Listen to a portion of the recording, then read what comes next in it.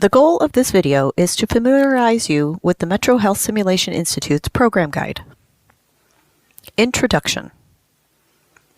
The guide was designed to ensure the best simulation experience that results in participants learning. This video will explain the rationale for the program guide, as well as how to complete different sections.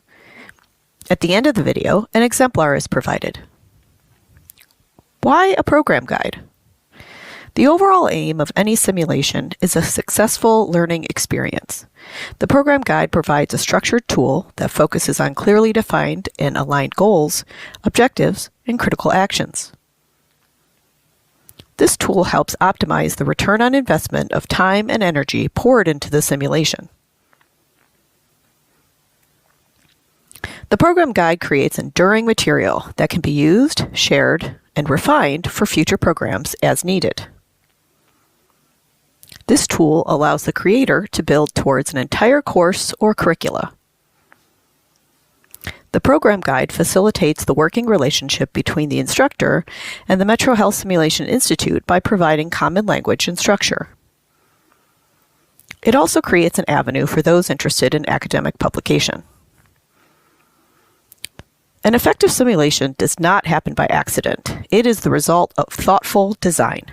On the road to simulation design, you are here. After completing your draft of the program guide, the staff at the Simulation Institute will provide any necessary feedback, and then you'll move on to planning the logistics of your simulation. Creating the program guide can be viewed as an iterative experience. While you may create an initial list of objectives and critical actions, once you revisit the entire play of case, you may end up adding and/or revising the objectives and critical actions. This is to be expected and ensures alignment. Goal and objectives. The goal is what you are hoping the learners accomplish during the simulation. A goal may come from the knowledge or skills gap being addressed. The objectives are narrower than the goal and identify what the learners will accomplish in the simulation to meet the larger goal. However, an objective is not too narrow and is bigger than a single critical action. Eventually, each objective will likely have about 2 to 4 critical actions that the learner will need to meet in the simulation. More information about critical actions is on page 4. The Simulation Institute can provide you with a list of verbs that capture the objectives you want the learners to meet, guided by Bloom's taxonomy of educational objectives. Summary. While you can take a stab at your summary now, it may be clearer after developing the entire simulation, so we suggest coming back to this later. Briefing and learner preparation script. The Simulation Institute will provide the MetroHealth Simulation Institute briefing guide, and the learner preparation script can be found on page 2. No changes are needed. This will be helpful for the simulation facilitator when pre-briefing the learners before the simulation. Patient information and additional information. Patient information is any information learners have before engaging with the patient in the simulation. This section can be used to provide context for the simulation and can be as detailed as needed. This information should reflect reality as closely as possible because it helps create an environment conducive to the learner's investment in the imaginary circumstances of the simulation. If there is information that the learners would assess during the simulation, it will be listed in the following section, Additional Information.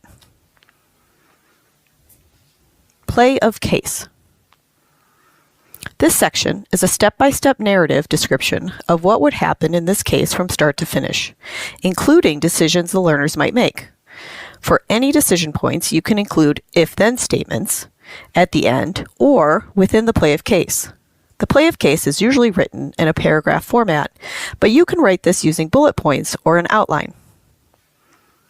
Critical actions. Critical actions are more specific than an objective and are observable or measurable. It is important to include at least 1 critical action per objective written. Typically, we include 2 to 4 critical actions per objective. The debrief of the simulation is one of the most important aspects of the process, offering participants the opportunity to process the experience, ask questions, reflect on new learning, and share their thoughts and feelings about the experience. The critical actions guide the debrief, ensuring that the learners ultimately meet the goal of the simulation. Instructor Guide. Is there any information, for example, policies, algorithms, articles, or images, that a facilitator should review before facilitating this simulation? If so, please include this information here. Debriefing Plan. This information is provided to help the facilitator lead the debrief. The first part of this plan contains research-based best practices. There is no need to change anything here. When you scroll to the next page, you will see a guide that will list the objectives and critical actions. On the first draft of your document, you can leave much of this blank. Once you have worked with the simulation team to finalize objectives and critical actions, our team will update this section. Lastly in this section is key points.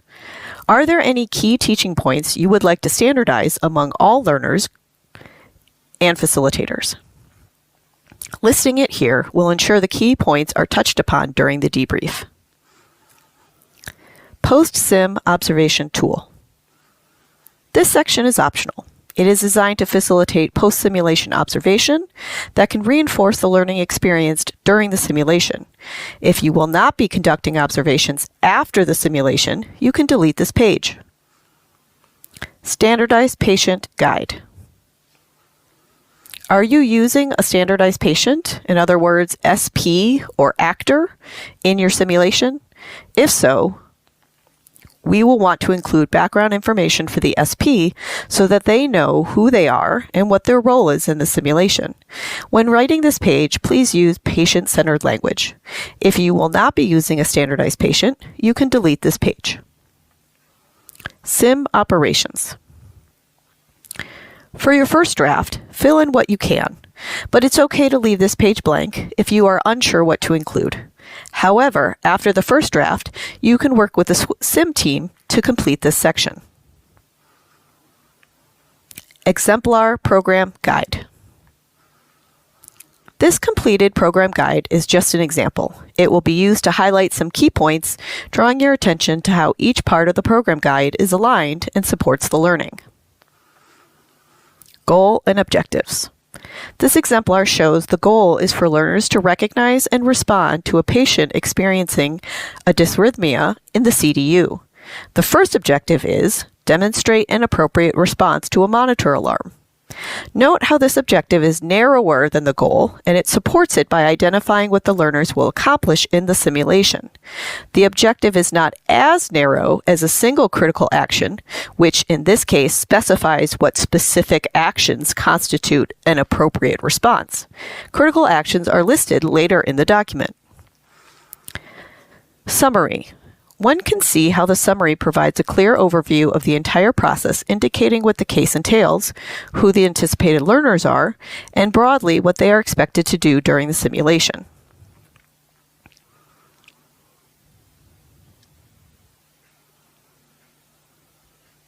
Patient information. Notice how this example provides clear context for the simulation and reflects reality as closely as possible. Take note of the information that is provided in the patient information section compared to the additional information section. The learners will only be provided this information if it is assessed.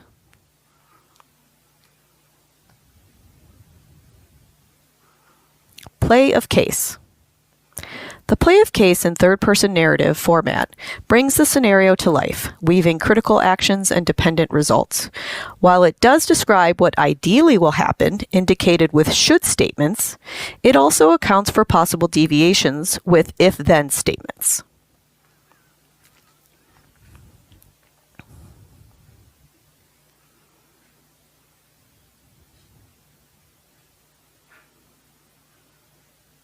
Critical actions. Note how each critical action is very specific and is observable or measurable. This allows the facilitator to literally check off the actions if and when they are observed. This will support an effective debrief after the simulation. In this example, specific roles are assigned, but this is not necessary to complete the program guide.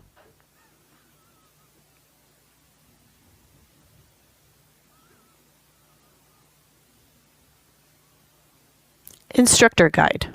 In this example, a screenshot of an algorithm is included.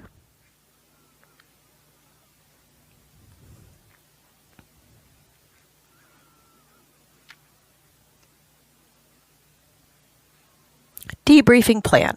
This exemplar allows one to see how all the components align. Each objective is supported by 2 to 4 critical actions. These are the same objectives and critical actions from previous pages in a format that supports the debrief. Note how the first few critical actions specify the actions that support the objective, demonstrate an appropriate response to a monitor alarm. Key points. One can see in the key points that the facilitator is guided to ensure certain information is explicitly mentioned or addressed during the debrief. This ensures consistency among all simulations using this case. Notice in this exemplar, there are no pages for the post-simulation observation tool, nor the standardized patient guide, which are found between the debriefing plan and the sim operations on the template. Sim operations. One can see how the simulator states are related to the transitions below.